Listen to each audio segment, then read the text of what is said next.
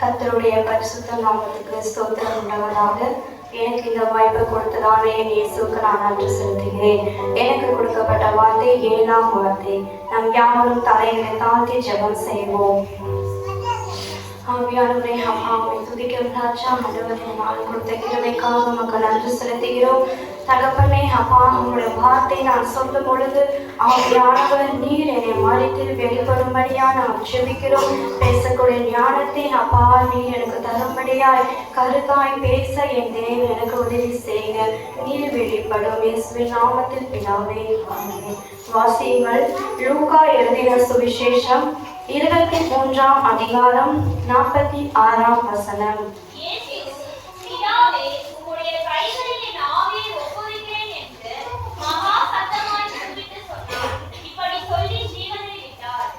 நம் ஆண்டவராகிய இயேசு கிறிஸ்து சிலுவையில நின்ற தருவாயில அவருடைய ஆவி யாரிடத்துல ஒப்புவிக்கிறாராம்? தன் பிதாவினிடத்துல தன் ஆவியை ஒப்புவிக்கிறதை நாம் பார்க்கிறோம். ஏன் ஆவியானவர் அவருடைய ஆவியை பிதாவினிடத்துல ஒப்புவிக்கும் என்று நமக்கு எல்லாருக்கும் ஒரு கேள்வி இருக்கும். ஏனென்றால் பிதாவானவர் நாம் இயேசுவை உருவாக்கி இந்த பூமியிலே அனுப்பினார். பிதாவுடைய சித்தம் செய்ய வேண்டும், அவர் நோக்கம் இந்த பூமியில நிறைவேற வேண்டும் என்பதற்காகவே பிதாவானவர் நம் இயேசுவானவர் பூமியிலே அனுப்பினார். இதில் நம்ம 3 காரியங்கள் பார்க்க போகிறோம். ஜீவ பலியாக தம்மை எப்படி ஒப்பு கொடுத்தார் என்கிற காரியத்தை நாம் பார்க்க போகிறோம். அப்போஸ்தலர் 7ஆம் அதிகாரம் 59ஆம் வசனம்.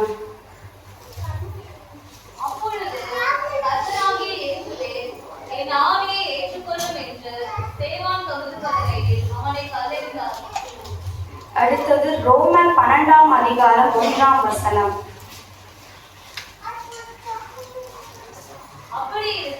சகோதரரே, நீங்கள் உங்கள் சரீரங்களை பரிசுத்தமும் தேவனுக்கு பிரியமுமான ஜீவ பலியாக ஒப்புக் கொடுக்க வேண்டும் என்று தேவனுடைய இரக்கங்களை முன்னிட்டு உங்களை வேண்டிக் கொள்கிறேன். இதுவே நீங்கள் செய்யத்தக்க புத்தியுள்ள ஆராதனை.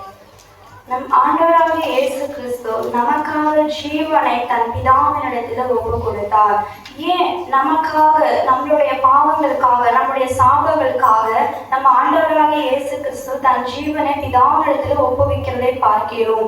அடுத்த காரியம், ஜீவ பலியாக உண்மை உத்தமமாய் செயல்பட வேண்டும். தன் பிதாவுக்காக ஆவியானவர் அவருடைய சித்தம் என்ன, எதற்காக என் தேவன் என் பூமியில அனுப்பினார் என்ற நோக்கத்தோடு ஆவியானவர் ஓடிக்கொண்ட நாட்கள் உண்டு. அநேக ஊழியங்கள், அநேக அற்புதங்கள், அநேக அடையாளங்களை நம் ஆண்டவராக இயேசு கிறிஸ்து செய்து முடித்தார். அடுத்த காரியம், பாவம் இல்லாமல் தம்மை எப்படி ஒப்பு கொடுத்தார். வாசியுங்கள். எபேசியர் 5ஆம் அதிகாரம் 27ஆம் வசனம்.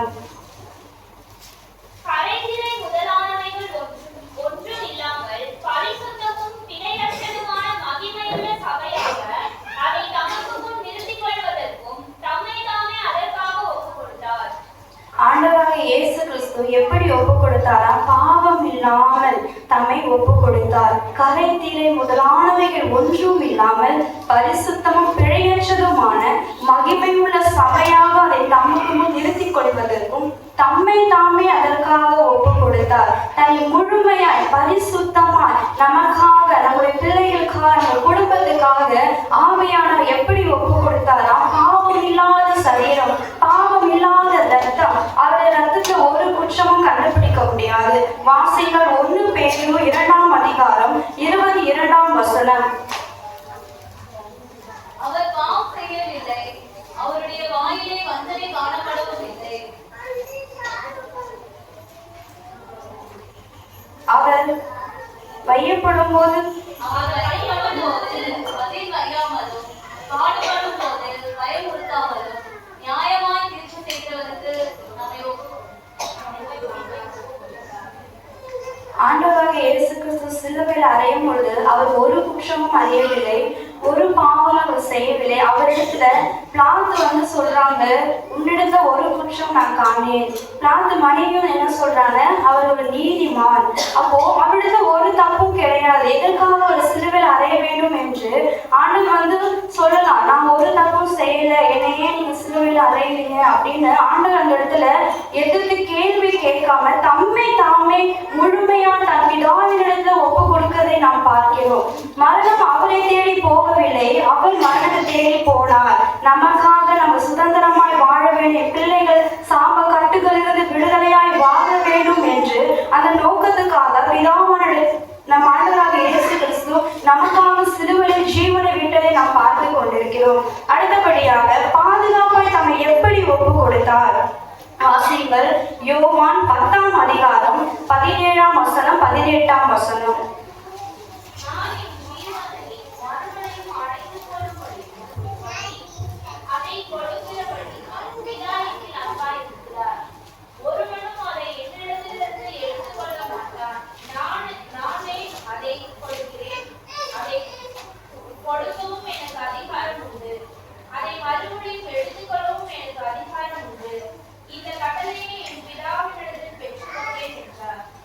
ஆண்டவராக இயேசு கிறிஸ்து தன் ஜீவனை எடுப்பதற்கும் அவர் ஜீவனை கொடுப்பதற்கும் நம் ஆண்டவருக்கு அதிகாரம் உண்டு. ஆனாலும் அவர் செய்யாம தன் பிதாவுக்கு கீழ்ப்படிந்து என்ன நோக்கத்துக்காக இந்த பூமியில அனுப்பினாலோ அது நிறைவேற வேண்டும் என்று தன் அமிதராக தன் ஜீவனை ஒப்பு கொடுத்தார். இந்த கட்டளை யாரிடத்திலிருந்து பெற்றுக்கொள்கிறாராம்? தன் பிதாவினிடத்திலிருந்து பெற்றுக்கொள்கிறாராம். ஏன் ஆண்டவராக இயேசு கிறிஸ்து என் ஜீவனை கொடுக்காம நம்மளை போல வாழ்ந்து நம்மளை போல சுவித்து இருக்கலாம். ஆனாலும் ஆண்டவர் அப்படி செய்யாம நமக்காக தன் ஜீவனை ஒப்பு கொடுத்தார். நமக்காக பரத்திலிருந்து இறங்கி வந்து தன் சரீரங்களை பிற்கப்பட்டவராய் முள்மூடி சூட்டப்பட்டவராய் தன் எவ்வளவோ அவமானம் அந்த சிலுவையை ஏற்றுக்கொண்டார். நம்மளுக்கு ஒரு சின்ன முள்ளு குத்துனா எவ்வளவு வலி, எவ்வளவோ நம்ம அழுகிறோம். ஆனாலும் ஆவியானது முள்மூடி சூட்டப்பட்டவராய் 6 மணி நேரம் வெயிலில் தொங்கிக் கொண்ட நிலைமையில இருந்தார். அப்போ ஆண்டவருக்காக நம்ம உண்மையான வாழ்க்கை வாழ வேண்டும். ஆண்டவருடைய நோக்கம் என்னதென்று நம்ம அறிந்து வாழ வேண்டும். எப்படி நம்ம அறியணும்? ஜெபத்துல ஆண்டவரை நம்ம ஜெபிக்கும் பொழுதெல்லாம் ஆண்டவரை நீங்க எங்க வாழ்க்கையில என்ன சித்தம் அப்பா வைத்திருக்கிறேன், எங்களுடைய குடும்பத்தை வைத்து எந்த நோக்கம் வைத்திருக்கிறேன், உமக்கு என்று நான் எப்படி ஊழியம் செய்ய வேண்டும் என்று நாம் அனுதினமும் ஆண்டவரிடத்துல கேட்க வேண்டும். வாசிகள். யோவான் 6ஆம் அதிகாரம் 38ஆம் வசனம்.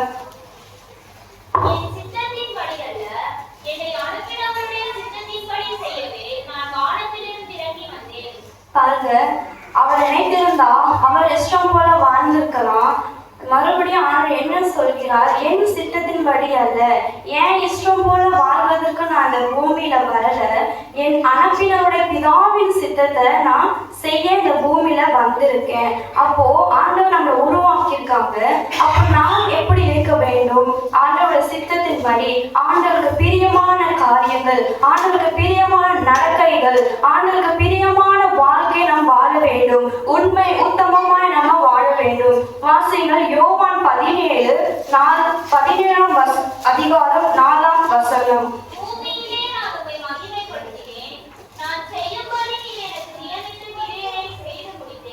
பூமியில ஆண்டவராக இயேசு யாரை மகிமைப்படுத்தினாரா? ஆண்டவராக இயேசு கிறிஸ்து பூமியில எவ்வளவோ அற்புதங்கள் அடையாளங்கள் செய்து கொண்டு வந்தார். குருடரை பார்க்க வைத்தார், செவிடரை கேட்க வைத்தார், செப்பாடுகளை நடக்க வைத்தார். எவ்வளவோ அற்புதங்கள். ஆண்டவர் பாருங்க, ஒரு கொடுமையான அந்த ஒரு நோயினால வியாதிக்கப்பட்ட அந்த மனுஷனை கர்த்தர் விடுதலையாக்கினார். அவ்வளவோ செஞ்ச அந்த ஆண்டவராக இயேசு கிறிஸ்து தன்னை பெருமைப்படுத்தாமல் தன்னை அனுப்பினுடைய பிதாவை இந்த பூமியில மகிமைப்படுத்துகிறார். நாம் இருக்கிறோம், ஊழியத்துக்கு செல்கிறோம், நம்மளால ஒரு காரியம் செஞ்சதுன்னா நம்ம எவ்வளவு பெருமையா தன்னை உயர்த்தி பேசுகிறோம் என்று நினைத்து பாருங்கள். நம்ம ஒரு சின்ன காரியம் நம்மளால அது நல்ல விஷயமா போய் சேர்ந்துச்சுன்னா இது என்னாலதான் ஆச்சு, நான் இல்லைன்னா இந்த இடத்துல ஒண்ணுமே நடந்துதான் தன்னை பெருமையா எவ்வளவோ நம்ம வார்த்தையில பேசி கொண்டிருப்போம். ஆனாலும் ஆவியானவர் தாழ்மையாய் தன்னை ஒப்பு கொடுத்து என் பிதாவை நான் மகிமைப்படுத்தினேன், நீ எனக்கு நியமித்த கிரியைகளை செய்து முடித்தேன்.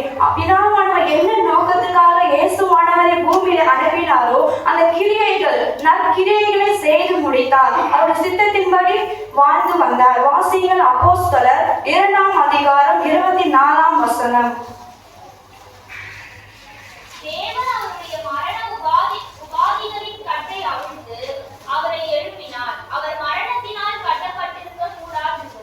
நம் ஆண்டவராக இயேசு கிறிஸ்து சிலுவையில அறைந்த நிலைமையில இருக்கும் பொழுது அவருடைய மரணம் உபாதியின் கட்டை அவிழ்த்து அவரை எழுப்பினார். அவர் மரணத்தினால் கட்டப்படக்கூடாது இருந்தபடியினால்தான் ஆவியானவர் 3ஆம் நாள் நமக்காக உயிரோடு எழுப்பினரை நாம் பார்க்கிறோம்.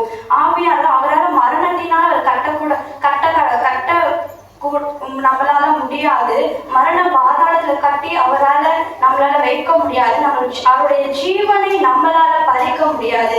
அவர் ஒத்துழைப்பு கொடுத்தால் ஒழிய தன்னுடைய ஜீவனை எடுத்துக்கொள்ள முடியும். அடுத்தது அப்போஸ்தலர் 2ஆம் அதிகாரம் 32ஆம் வசனம். இந்த இயேசுவை தேவன் எழுப்பினார்.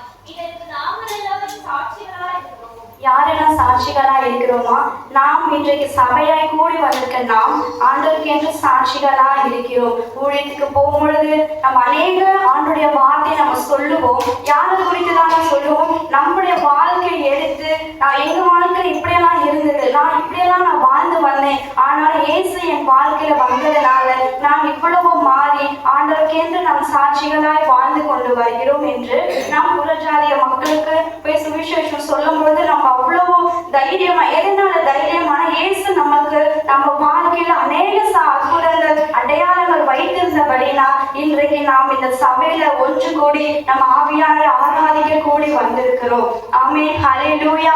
யாரெல்லாம் விசுவாசிக்கிறீங்க? நாம் இந்நாள ஆண்டவருக்கு என்று நம்ம சாட்சி உள்ளவர்களாய் வாழ வேண்டும். நம்ம பிள்ளைகள் ஆண்டவருக்கு சாட்சி உள்ளவர்களாய் வாழ வேண்டும். நம்மளுடைய தலைமுறைகளுக்காக ஆண்டவர் சிலுவையில ரத்தம் சிந்தினார். அவருடைய ரத்தம் பரிசுத்தமான ரத்தம். அவருடைய சரீரம் பிற்கப்பட்டது யாருக்காக? நமக்காக, வரப்போற தலைமுறைகளுக்காக. நம்ம ஆண்டவருக்கு என்று உண்மையான வாழ்க்கை வாழ வேண்டும். நம்ம இருக்கிற காலங்களில ஆண்டவருக்கு என்று வாழ்ந்து அவருடைய நற்கிரைகளை செய்து முடிக்கிறவர் எப்படி ஆவியானவர் தன் பிதாவுடைய சித்தத்தை நிறைவேறும் அளவு ஓடிக்கொண்டதை போல நாமளும் ஆண்டவராக இயேசு கிறிஸ்துவின் சித்தத்தை முடிப்பதற்காகவே நாம் செல்ல வேண்டும். ஆமென். கர்த்தர் தாமே இந்த வார்த்தைகளை ஆசீர்வதிப்பாராக. நாம் யாவரும் தலைகளை தாழ்த்தி ஜெபிப்போம். ஆவியானவரே, அப்பா மெதுவிக்கிற தகப்பனே, அப்பா தகப்பனே, இந்த பேசின வார்த்தைகள் எல்லாருக்குள்ள இருதயல அப்பா ஒரு நல்ல நன்மைக்கு ஏதுவாய் இருக்க அப்பா உதவி செய்யுங்கப்பா. இவ்வளவு நேரமா நீ அடியனை பேச வைத்த கிருபைக்காக நமக்கு நன்றி செலுத்துகிறோம். ஆவியானவர் மீதி இருக்கிற நேரத்தையும் கருத்து ஒப்பு கொடுக்கிறோம். இயேசுவின் நாமத்தில் பிதாவே, ஆமென்.